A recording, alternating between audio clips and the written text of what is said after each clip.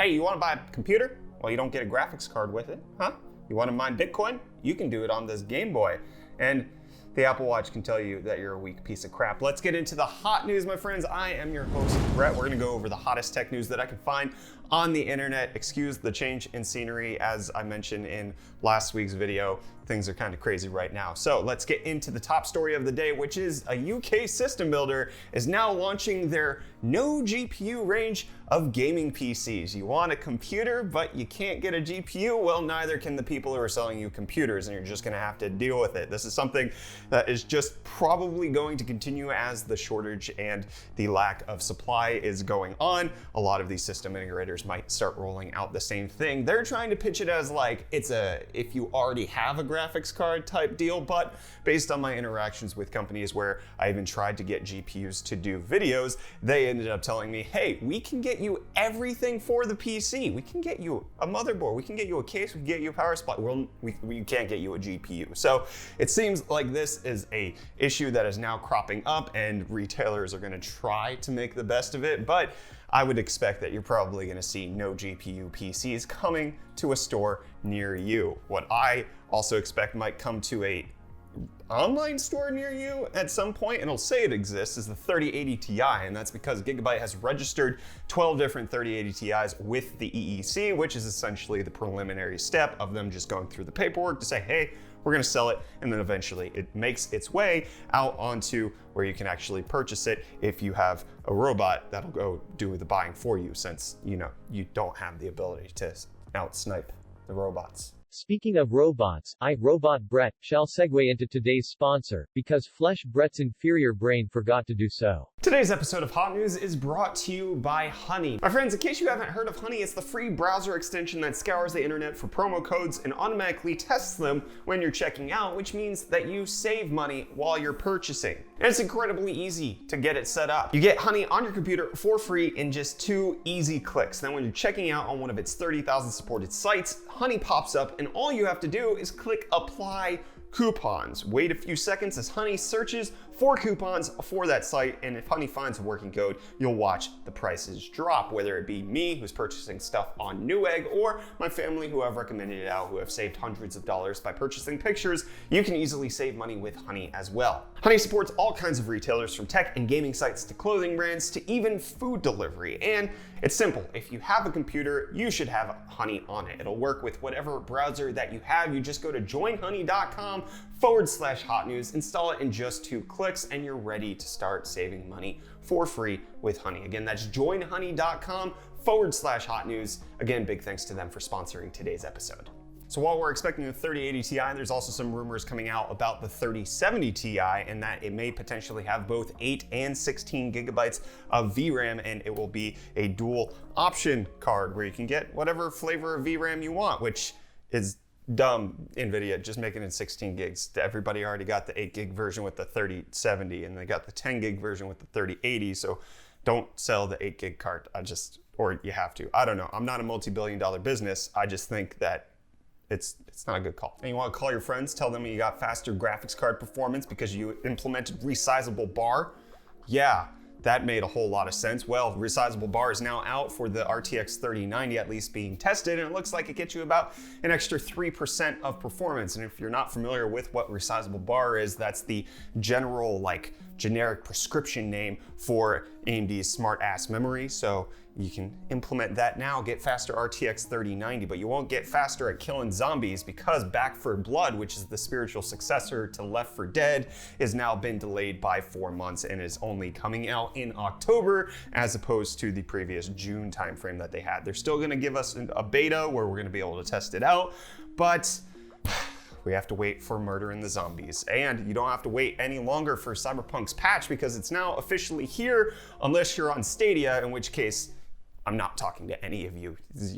Okay, it's out for everybody. Patch 1.2 is a huge patch. As you can see here, it affects so many different things. The game that probably shouldn't even be released at this point, even with this patch, now has what they said that they were going to do. I hope that the developers who haven't slept since Christmas are gonna enjoy their little break before they have to get to the next big patch that CD Projekt Red has promised. Speaking of studios that aren't doing things correctly, Bioware is losing another executive.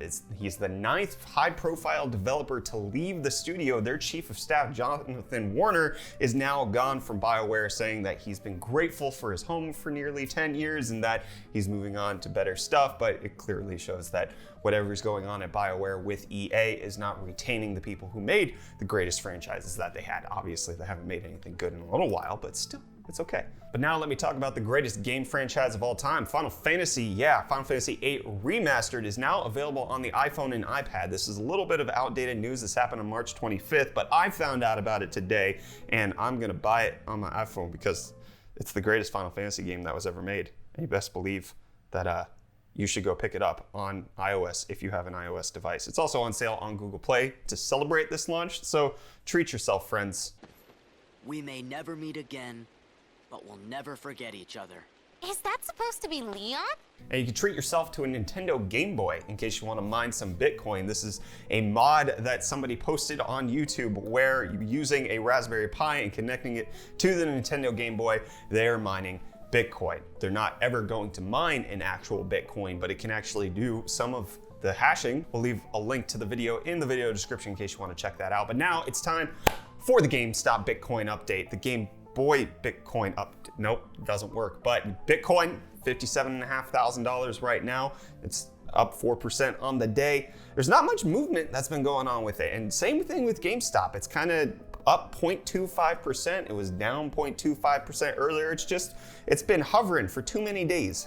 It's just kind of been flat. We had a little bit of action last Wednesday, but other than that, these updates are getting boring. And Tesla was getting bored with charging you the same price for their solar roof, so they jacked it way up. Apparently they had to increase the price for the solar roof with a previous quote for a 4,000 square foot roof coming in at around $55,000. Well, now that will start at 80 and go up to 100,000. One of the reasons for this is Tesla's adding in roof complexity because roofs are built differently. And don't you know, when installing roofs, it's harder on a more complex roof and they're gonna charge you more for it.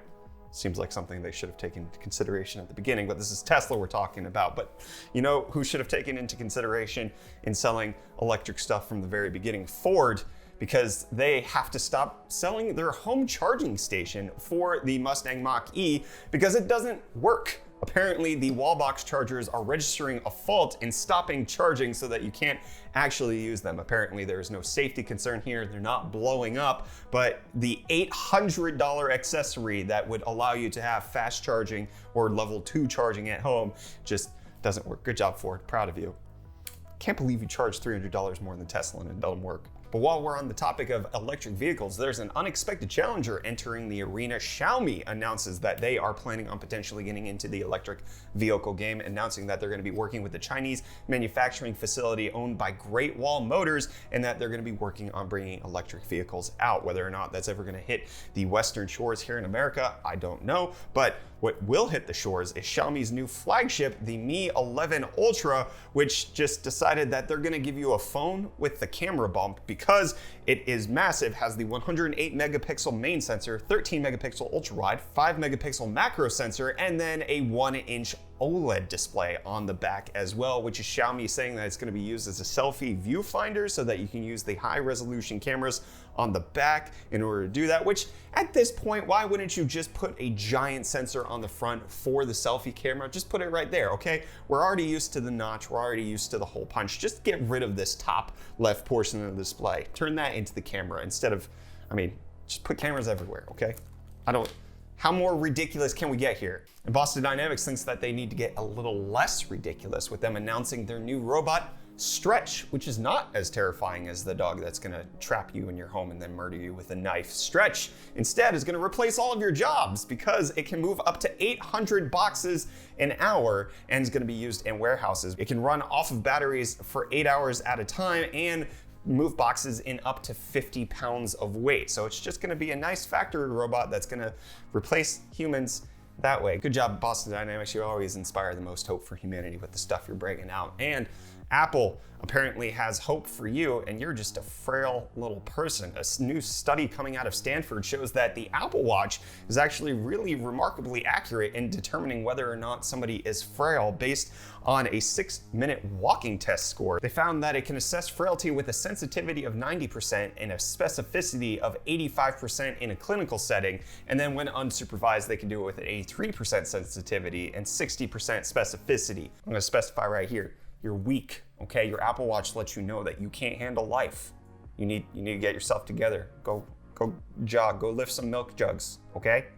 That'll be good for you. What's good for the world is cryptocurrency, at least so I hear on the internet, and Visa determines, hey, yeah, we're also gonna get in on that with them now supporting transaction settlement in a cryptocurrency using the USD coin as a stable coin, which is powered by the Ethereum blockchain. They're gonna allow some transactions to be settled into that. That's part of a partnership that's happened recently with USDC and Anchorage, which is the first federally chartered digital asset bank. Apparently with that being approved by federal regulators, it made it so that Visa is more comfortable implementing some sort of blockchain technology in their transaction settlement. So Visa adopting it, cryptocurrency getting more relevant, so you should probably go buy an NFT. That's probably the main takeaway from that story there. And you could take away from this story that you should go watch last week's episodes of Hot News right over here in this playlist. You can catch up on everything that you may have missed. And again, explaining the situation of why I'm in a random location and you don't know what's going on with my life that I explained in that video there. And I'll see you in tomorrow's Hot News, friends. Cheers.